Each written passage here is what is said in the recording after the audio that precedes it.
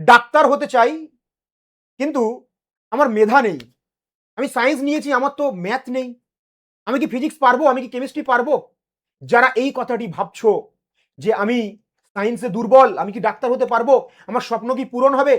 আজ আমি আমার এমন দুজন স্টুডেন্টের কথা বলবো যারা জিরো থেকে হিরো হয়েছে। ভাই, হিরো থেকে তো হিরো হওয়াই যায়।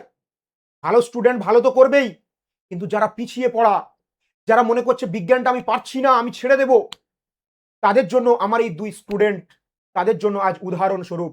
আমার জীবনে যত স্টুডেন্ট দেখেছি তাদের মধ্যে আমার সারা জীবনে এই উদাহরণ দুটো মনে থাকবে, যে কোথা থেকে আজ কোথায়। ইচ্ছে শক্তি থাকলে, ধারাবাহিকতা থাকলে, আগ্রহ থাকলে নিজের লক্ষ্যে পৌঁছানো যায়, তারই উদাহরণ। আমার ডান দিকে রয়েছে আমার স্টুডেন্ট রাজিবুল, আমার বাম দিকে রয়েছে আমিরুল, যারা কিনা একেবারে জিরো থেকে আমি দেখে এসেছি, ক্লাস 11 থেকে কোথা থেকে তারা স্ট্রাগল করে আজ সরকারি গভর্নমেন্ট মেডিকেল কলেজে পড়ছে। আমিরুল আজ তৃতীয় বর্ষের ছাত্র, আর কিছুদিন পরেই তৃতীয় বর্ষ হবে, দ্বিতীয় এখন সেকেন্ড ইয়ারে পড়ছে। আর রাজিবুল, ও এবছর 575 পেয়ে নিট ক্র্যাক করেছে। যার বিজ্ঞানের প্রতি এতটাই ভয় ছিল, সে ভয়ে ম্যাথ নেয়নি, ভূগোল নিয়েছিল। সেখান থেকে স্ট্রাগলের পর স্ট্রাগল, লড়াইয়ের পর লড়াই, আজ সফলতার শুরুতে। আরো এগিয়ে যেতে হবে, আরো ভালো ডাক্তার হতে হবে, আরো ভালো মানুষ হতে হবে। আমিরুল, সেও একেবারে জিরো থেকে শুরু করেছিল। এবং সাহিলও রয়েছে আমার সাথে। সাহিল বরাবরই ভালো স্টুডেন্ট, প্রথম থেকেই ভালো পড়াশোনা করে। সাহিলও আজ ডাক্তার, সরকারি medical college, diamond Harbour medical কলেজের তৃতীয় বর্ষের ছাত্র। তো আমরা আজ শুনে নেব রাজিবুল এবং আমিরুলের সেই স্ট্রাগলের কথা, কিভাবে তারা একেবারে জিরো থেকে আজ সরকারি মেডিকেল কলেজে ডাক্তারি পড়ছে। আমি আমিরুল মোল্লা, ডায়মন্ড হারবার গভর্নমেন্ট মেডিকেল কলেজের সেকেন্ড ইয়ারের স্টুডেন্ট।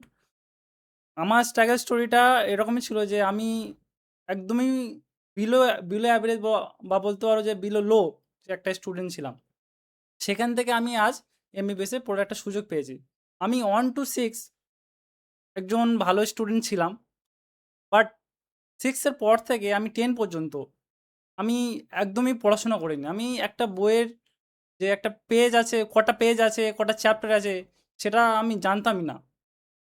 কোনো রকম 10 দিলাম, দিয়ে আমি একটা খুবই ন্যূনতম একটা স্কোর করলাম 378।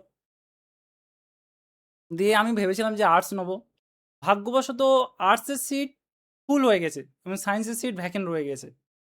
যেহেতু আমি আর্টস নিতে গিয়েছি, কিন্তু সিট ফিল হওয়ার জন্য আমি আর্টস পাইনি। স্যার আমাকে রিকোয়েস্ট করলো যে সায়েন্সের সিট ভ্যাকেন্ট আছে, তুমি সায়েন্স নাও। আমি এতটাই ভয় খেয়ে গেছিলাম সায়েন্স দেখে যে আমি হয়তো সায়েন্স নেবই না। আমি দূরে কোথাও গিয়ে আর্টস পড়বো, কিন্তু সায়েন্স পড়বো না। আমার সে মধ্যে সে ক্যাপাবিলিটিটা নেই। আমি বাড়ি চলে এসেছি, আমি সায়েন্স নেবো না। আমার দাদা বলেছে যে আমাদের টাইমে আমরা এরকম অপরচুনিটি পাইনি। তুই পেয়েছিস, তুই পড়, তুই যদি কিছু করতে পারিস। দাদার কথা শুনে আমি ইন্সপায়ার্ড হলাম, দিয়ে আমি সায়েন্স নিলাম। 11-এ গিয়ে আমি হাবুডুবু, যেহেতু আমি 6 থেকে 10 কিছুই পড়িনি। আমি ম্যাথের 2x=4, x=4/2 এটাও জানতাম না। এটা খুবই হাস্যকর, বাট এটা সত্য। আমি কিছু জানতাম না। দিয়ে অনেক স্ট্রাগল করে 11 চলে গেল, বাট মাথার উপর থেকে সব চলে গেল। বছরটাও গেল, মাথার উপর থেকে সব কিছু পড়াও চলে গেল। 12-এ উঠলাম। আমার favourite chemistry sir Nandu sir. তো যিনি আমাকে একটা কেমিস্ট্রির প্রতি একটা ভালোবাসা জাগিয়েছে। তো কি হলো, আমার ব্যাচমেটদের দেখে দেখছি যে ওরা ভালো পারছে, আমি পারছি না। আর স্যারও আমাকে দেখছে যে আমি বিলো লো স্টুডেন্ট। তো স্যার আমার উপরও অনেকটা ফোকাস করেছে। দিয়ে আমার একটা কেমিস্ট্রির প্রতি ভালোবাসা তৈরি হলো। দিয়ে আমি কেমিস্ট্রির প্রতি অনেক মেহনত করতে লাগলাম। স্ট্রাগল করলাম বা হার্ড ওয়ার্ক করলাম কেমিস্ট্রির প্রতি। দিয়ে খুব একটা মানে একটা অন্যরকম একটা ভালোবাসা হলো। সেই ভালোবাসা আমি প্রত্যেকটা মানে পার্ট টেস্টে আমি ফুল স্কোর করতে লাগলাম। এবং আমাদের কোচিংয়ে যারা ভালো, ভালো স্টুডেন্ট ছিল তাদের থেকে অনেকটা আগেও গেলাম কেমিস্ট্রিতে। তো যখন আমি কেমিস্ট্রির প্রতি একটা ভালোবাসা এসছে, দেখছি যে আমি কেমিস্ট্রিটা পারছি, তখন অটোমেটিক অন্য সাবজেক্টের প্রতি একটা চেষ্টা লাগলো যে এটা করলে হয়তো আমি অবশ্যই। করতে পারি। তারপরে যেহেতু একটা আমি শুরুতে কনফিডেন্স পেলে ধীরে ধীরে কনফিডেন্সটা অন্যান্য জায়গাতেও বাড়বে। হ্যাঁ, হ্যাঁ। বল। দিয়ে তারপরে আমি ফিজিক্সে ট্রাই করলাম। ফিজিক্সে ট্রাইও করেছি, বাট সফল হতে পারিনি বিকজ আমার ম্যাথ খুবই দুর্বল ছিল। এটা বলি যে আমি 11-এ পিওর সায়েন্স ছিল না, আমার সায়েন্স ছিল। আমি পিওর সায়েন্স নেওয়ার চেষ্টাও করেছিলাম, বাট মাধ্যমিকে ম্যাথে 31 থাকার কারণে আমাকে ম্যাথ দেয়নি। 12-এ উঠে স্যারের যে একটা ভালোবাসা জেগেছে সেটা দিয়ে স্ট্রাগল করলাম।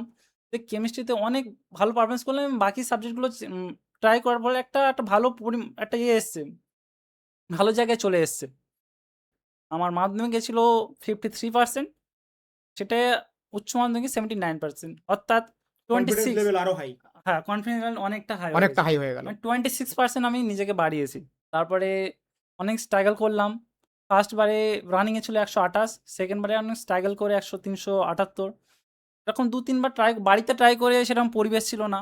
বাড়িতে ট্রাই করার কারণে মানে সেরকম জায়গায় একটা পৌঁছাতে পারিনি। 463 এসছে আমার থার্ড ড্রপে। After lot of sacrifice, lot of struggle, lot of hard work আমি ২০২৪ এ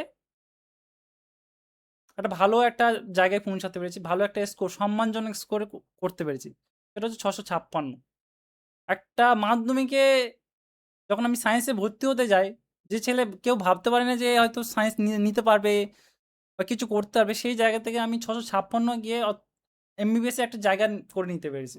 সো আমি এটাই বলতে চাই যে তুমি আজ খারাপ স্টুডেন্ট বলে ভবিষ্যতে যে খারাপ থাকবে এমনটা নয়। তুমি যদি নিজের চেষ্টা রাখো, নিজের উইল পাওয়ারটাকে আগে রাখো যে আমাকে লাইফে কিছু করতে হবে, আমার ফ্যামিলির জন্য কিছু করতে হবে। যদি নিজের মধ্যে উইল পাওয়ারটা নিয়ে আসো, নিজের মধ্যে স্যাক্রিফাইসটা করো, নিজে স্যাক্রিফাইস করো, তাহলে তুমি চাইলে তুমি যা কিছু করতে পারবে।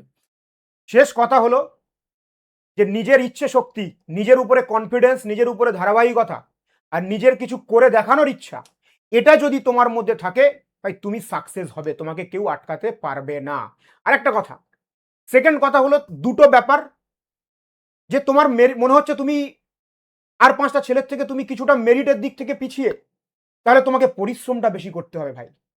যার অনেক মেরিট আছে সে কম পরিশ্রম করলে হয়তো হয়ে যাচ্ছে, বাট তোমার মনে হচ্ছে তুমি কিছুটা হলেও তোমার মনে হচ্ছে বাকিদের থেকে তুমি কম বুঝছো, তাহলে তোমাকে অন্য দিকটা ব্যালেন্স করতে হবে, তোমার যেটা কম আছে সেটাকে বাড়াতে হবে। তোমার মেরিট মনে হচ্ছে তুমি হয়তো একটু কম বুঝতে পারছো, তাহলে তোমার চেষ্টাটাকে বাড়াতে হবে, তোমার প্র্যাকটিসটাকে বাড়াতে হবে, তোমার পাওয়ার ইচ্ছা শক্তিটাকে বাড়াতে হবে, যেটা এটাকে ব্যালেন্স করতে হবে, তবে তুমি একদিন সফল নিশ্চিত হবে। যদি তুমি মনে করছো যে তুমি একটা জিনিস বুঝতে তোমার সময় লাগছে, তোমার কঠিন লাগছে, তারপরেও তুমি শুয়ে শুয়ে ঘুমিয়ে আছো, তাহলে তোমার স্বপ্নও ঘুমিয়ে থাকবে। যে স্বপ্ন ঘুমিয়ে ঘুমিয়ে মানুষ দেখে সেটা স্বপ্ন নয়, যে স্বপ্ন জেগে জেগে মানুষ দেখে সেটাই স্বপ্ন। তাই আজ থেকে তোমরা যতই দুর্বল নিজেকে মনে হয় হোক না কেন, স্বপ্নটা জেগে জেগে দেখো ভাই, তুমি নিশ্চিত একদিন সফল হবে।